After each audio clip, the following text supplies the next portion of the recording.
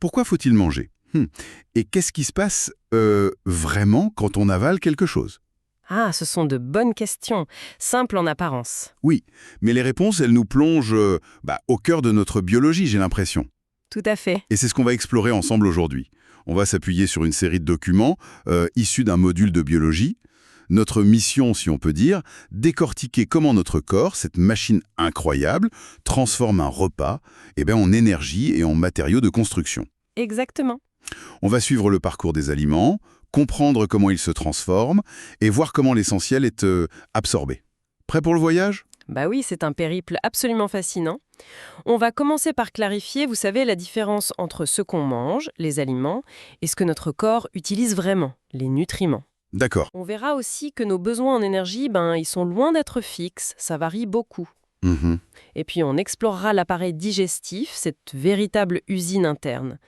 On détaillera comment il décompose la nourriture, par des actions mécaniques et aussi chimiques, avant l'étape finale, cruciale, l'absorption. Parfait. Alors, commençons par ça. Aliments versus nutriments. Si je reprends l'exemple des sauces, un plat, les minced de poulet au riz et légumes, Oui, ça, c'est l'aliment. Mais si on regarde de plus près, on a les protéines du poulet, les glucides du riz, et puis les fibres, les vitamines des légumes, un peu de lipides de la cuisson peut-être. voilà, ce sont ça les nutriments, les composants utiles. Et une étiquette alimentaire, comme celle qu'on voit dans le document 19, elle nous donne la liste protéines, glucides, lipides, fibres, sodium aussi, c'est un sel minéral, etc. Tout à fait. D'ailleurs, il y a une petite énigme soulevée dans les activités du module. C'est assez amusant.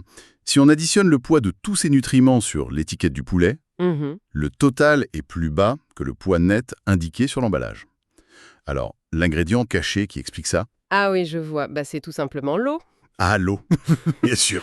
Elle constitue une part majeure de beaucoup d'aliments, surtout les aliments frais.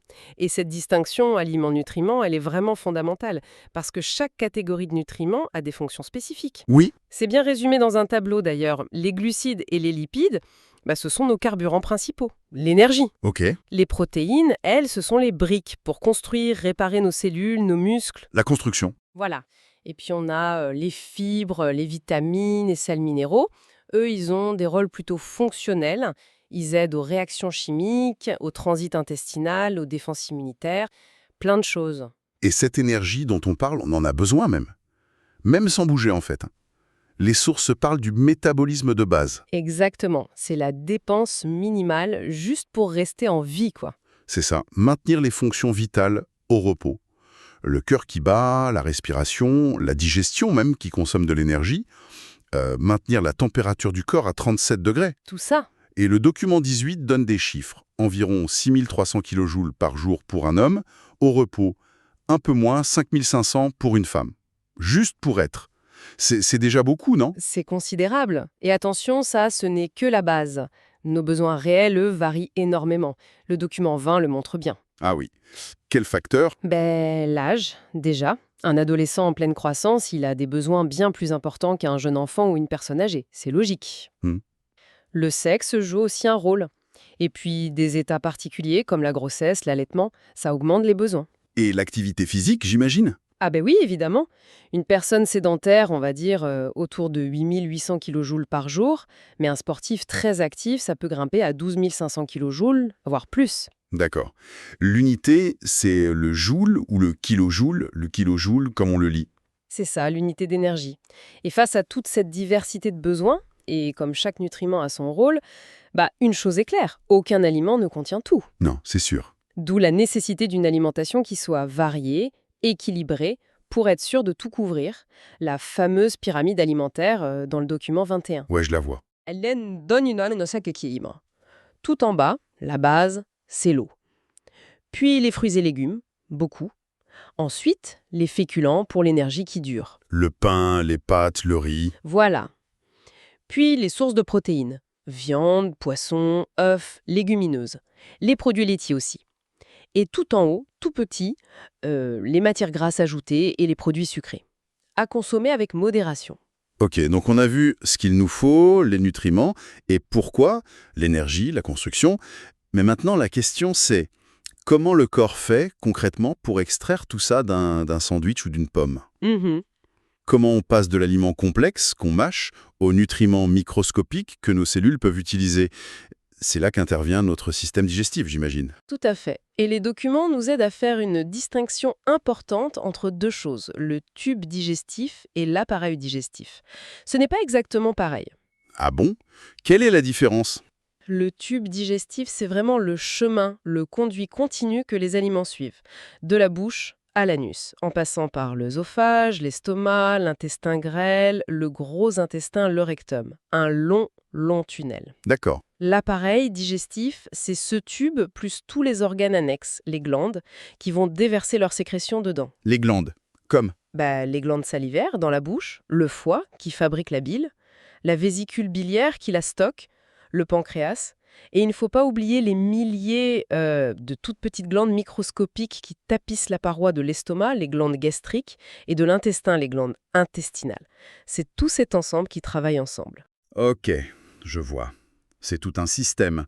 Alors, suivons le chemin. On commence par la bouche, on mâche, on broie, on mélange avec la salive, La mastication, oui. on avale, la déglutition, et hop, ça descend dans l'œsophage. Puis, ça arrive dans l'estomac. Et là, les sources décrivent, par exemple pour un steak haché dans le document 22, comment il est malaxé, brassé et transformé en une espèce de bouillie épaisse. C'est ça. Ensuite, cette bouillie, elle passe dans l'intestin grêle, et là, elle devient encore plus liquide apparemment. La transformation continue. Oui, cette liquéfaction et cette transformation chimique, elles sont dues au suc digestif. Ils sont produits par toutes ces glandes dont on a parlé. Ah, les fameux sucs. Voilà. Ils contiennent beaucoup d'eau, mais surtout des substances très actives, principalement des enzymes, et chaque suc agit à un endroit précis du parcours. Ok. Où ça exactement? Alors, les documents 22, 23 et un exercice le détaillent bien. D'abord, la salive dans la bouche, ça commence le travail sur certains sucres. Puis, le suc gastrique prend le relais dans l'estomac, surtout pour les protéines. D'accord. Et ensuite, dans l'intestin grêle, là, c'est la grande rencontre. Le suc pancréatique arrive, la bile qui vient du foie stockée dans la vésicule arrive aussi, et le suc intestinal est produit sur place. Tout ça se mélange à la bouillie. Ça fait beaucoup de liquides différents. Et les volumes sont incroyables. Il y a un calcul proposé dans les activités, je crois que c'est la question 5 de l'activité 2, Oui. qui donne une idée. Pour un seul repas, on produirait quelque chose comme 80 ml de salive, bon, ça va. Mais Ouais. ensuite, 750 ml de suc gastrique, 3/4 de litre. oui, plus 500 ml de suc pancréatique et 350 ml de suc intestinal. Si on fait le total, Attendez. 80 plus 750 plus 500 plus 350, ça fait presque 1700 millilitres. Non, plus que ça. 2,5 litres. presque 2,5 litres exactement, pour un seul repas. Mais c'est énorme. Ça fait plus que le volume de ce qu'on mange ou boit parfois. Où va tout ce liquide après? Il n'est pas juste perdu dans la nature. Non, non, heureusement. C'est une excellente question. Une très grande partie de cette eau sera réabsorbée plus loin dans le tube digestif. On y reviendra. Ah, ouf. Quant à savoir comment cette soupe, comme vous dites, arrive à décomposer des aliments parfois très solides, eh bien ça nous amène au cœur du processus. C'est là que ça devient vraiment ingénieux. Ah. La digestion, ce n'est pas juste une réaction chimique simple. C'est une combinaison de deux types d'actions, des actions mécaniques et des actions chimiques. Mécanique et chimique. D'accord. Les actions mécaniques, ce sont celles qui vont fragmenter, mélanger, brasser les aliments, mais sans changer la nature chimique des molécules, juste l'aspect physique. Comme quoi, par exemple? La mastication avec les dents, c'est purement mécanique. On broie. Ensuite, le brassage très puissant par les muscles de la paroi de l'estomac. On le voit bien sur une radiographie dans le document 24. L'estomac se contracte, change de forme. Oui, on voit le produit de contraste bouger. C'est ça, c'est mécanique. Et il y a aussi le péristaltisme. Ce sont ces vagues de contractions musculaires qui font avancer la nourriture dans l'œsophage, puis dans l'intestin, tout en continuant de la malaxer. C'est aussi mécanique. D'accord. Broyer, brasser, faire avancer. Et l'autre volet, l'action chimique. Alors là, on change de niveau. On parle de transformation moléculaire. Les grosses molécules complexes des aliments, comme les longues chaînes de protéines, l'amidon, qui est un gros sucre, les grosses graisses, Elles vont être découpées, fragmentées en molécules beaucoup plus petites. Les nutriments. Exactement, les nutriments directement utilisables. Acides aminés, glucose, acides gras. Et ça, c'est le rôle des enzymes contenues dans les sucs digestifs. Elles agissent comme des ciseaux moléculaires. Et on a la preuve de ça? Oui, une expérience décrite dans l'activité 3 est très claire. On met un morceau de viande dans du suc gastrique et un autre morceau, témoin, dans de l'eau. On laisse quelques heures. Et Eh bien, le morceau dans le suc gastrique se désagrège, il se décompose visiblement, alors que celui dans l'eau reste intact. Ça montre bien qu'il y a une action chimique spécifique dans le suc. ah oui, c'est net. Et le point vraiment crucial, c'est comment ces deux actions mécaniques et chimiques travaillent main dans la main. Elles s'aident mutuellement. Comment ça? Les actions mécaniques préparent le terrain pour les actions chimiques. Une autre expérience le montre bien, l'expérience 2 de l'activité 3. On prend du blanc d'œuf cuit. Ok. On met un gros morceau dans du suc gastrique et à côté, la même quantité, mais coupée en tout petits morceaux dans du suc gastrique aussi. Qu'est-ce qu'on observe? J'imagine que les petits morceaux disparaissent plus vite. Exactement, beaucoup plus vite. Pourquoi? Parce que la fragmentation mécanique, le fait de couper en petits morceaux, a considérablement augmenté la surface de contact entre l'aliment et les enzymes du suc digestif. Ah, logique. Plus de surface, plus d'attaques possibles en même temps? Voilà. Donc, bien mâché. Et le brassage dans l'estomac, ça ne sert pas juste à ramollir. Ça optimise l'efficacité de l'attaque chimique qui suit. Ingénieux, non? Oui, c'est très bien pensé. Il y a un autre détail intéressant mentionné dans une question, la 7 de l'activité 3. Toutes ces expériences sont menées à 37 degrés. La température du corps. Précisément. Parce que c'est la température optimale pour que nos enzymes digestifs fonctionnent à plein régime. Ça souligne la précision de toute cette machinerie. Et tout ça, ça permet de comprendre l'énigme posée dans les sources. Pourquoi une personne qui a subi une ablation de l'estomac, une gastrectomie, doit manger des aliments mixés et en petite quantité, mais plus souvent? Bah oui, ça c'est clair. On lui a enlevé l'organe qui fait le gros du brassage mécanique et qui sert aussi de réservoir qui libère la nourriture petit à petit vers l'intestin. Donc, sans estomac, Sans estomac, il n'y a plus ce brassage intense, ni cette fonction de stockage progressif. Du coup, mixer les aliments, c'est comme faire une partie du travail mécanique à l'extérieur, et manger souvent mais peu, ça évite d'envoyer d'un coup une grosse masse de nourriture directement dans l'intestin qui serait débordée. ça prend tout son sens. Ok, donc, nos aliments sont réduits en bouillie, décomposés chimiquement en nutriments qui flottent dans ces fameux 2,5 litres de sucre. Oui. Ils avancent dans le tube digestif, mais techniquement, ils sont toujours à l'extérieur de notre corps, si on veut. Ils sont dans la lumière du tube. C'est exact. Comment ils font pour traverser la paroi et vraiment entrer dans notre organisme, dans la circulation, pour être utilisés? C'est quoi l'étape d'après? C'est l'étape cruciale de l'absorption intestinale. Et là, le champion incontesté, c'est l'intestin grêle. Ah, c'est lui le principal acteur. Absolument. Il y a un graphique très parlant dans les sources, le document 26. Il montre le pourcentage de nutriments, glucides, lipides, protéines, qui restent dans le tube digestif au fur et à mesure qu'on avance. Et qu'est-ce qu'il montre ce graphique? Dans la bouche, l'œsophage, l'estomac, il ne se passe pas grand-chose en termes de disparition des nutriments. Mais dès qu'on entre dans l'intestin grêle, les courbes plongent. Ah oui. À la fin de l'intestin grêle, il ne reste quasiment plus rien de ces nutriments principaux. La déduction logique, posée dans la question 4 de l'activité 4, C'est qu'ils ont traversé la paroi? voilà. Ils sont passés de l'intérieur de l'intestin vers l'organisme. Et où vont-ils? Principalement dans le sang. D'ailleurs, le document 30 montre bien que l'intestin grêle est littéralement enveloppé, irrigué par un réseau incroyablement dense de tout petits vaisseaux sanguins, les capillaires. D'accord, mais qu'est-ce qui rend cet intestin grêle si efficace pour absorber tout ça? Il doit avoir des caractéristiques spéciales. Oh que oui.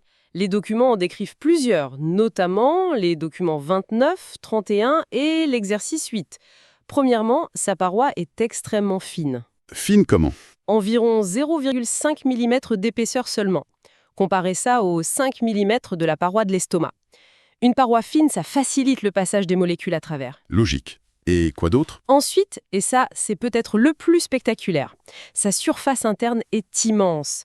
Le document 31 donne un chiffre, tenez-vous bien, environ 200 mètres carrés. Pardon, 200 mètres carrés? Mais c'est la surface d'un court de tennis. C'est ça. Replié à l'intérieur de notre ventre. Comment c'est possible? C'est difficile à imaginer même. C'est une illustration incroyable de l'optimisation biologique. Cette surface gigantesque, elle est obtenue grâce à plusieurs niveaux de repli, un peu comme une fractale. Des replis? Oui. D'abord, il y a de grands plis, visibles à l'œil nu, qui parcourent l'intérieur de l'intestin. Mais surtout, la surface de ces plis est elle-même recouverte de millions et de millions de minuscules projections, qui ressemblent à des doigts de gants microscopiques. Ce sont les villosités intestinales. On en voit une belle image au microscope dans le document 29. Ah oui, je vois ces sortes de doigts. Et ce n'est pas fini. Les cellules qui recouvrent chaque villosité ont elles-mêmes sur leur surface côté intestin des milliers de micro-replis, les microvillosités. C'est cet emboîtement de plis à toutes les échelles qui permet d'atteindre cette surface d'échange phénoménale dans un volume finalement assez restreint. C'est C'est fou, quelle optimisation de l'espace. Et la troisième chose, La troisième caractéristique clé, c'est la riche vascularisation.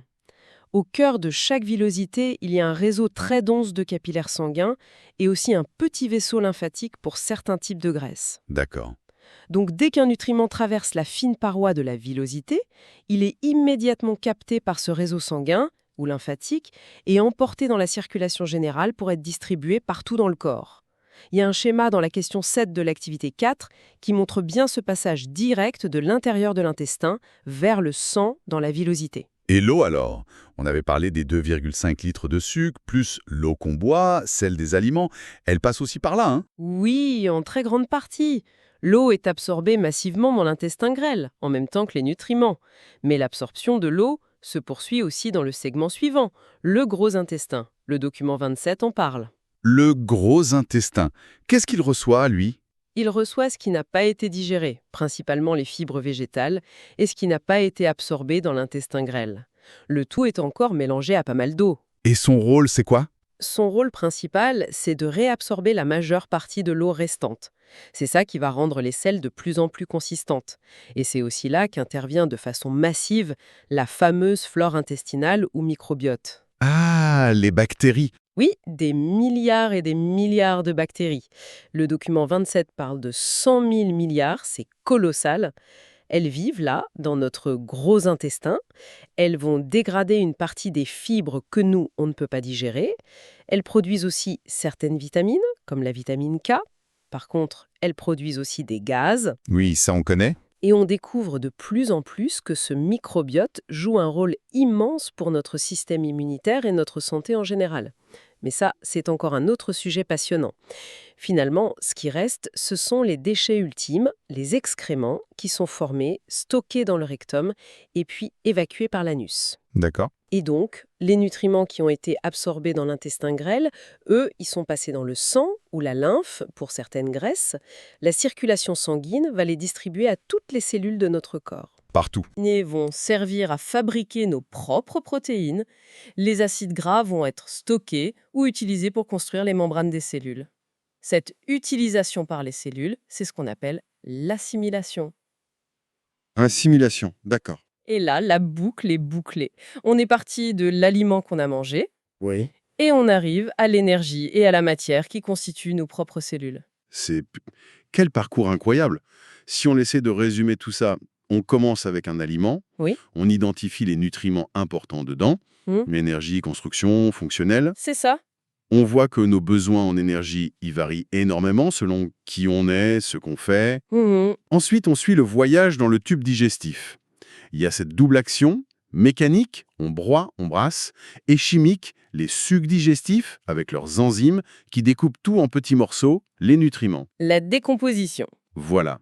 Et l'étape finale, mais absolument cruciale, l'absorption.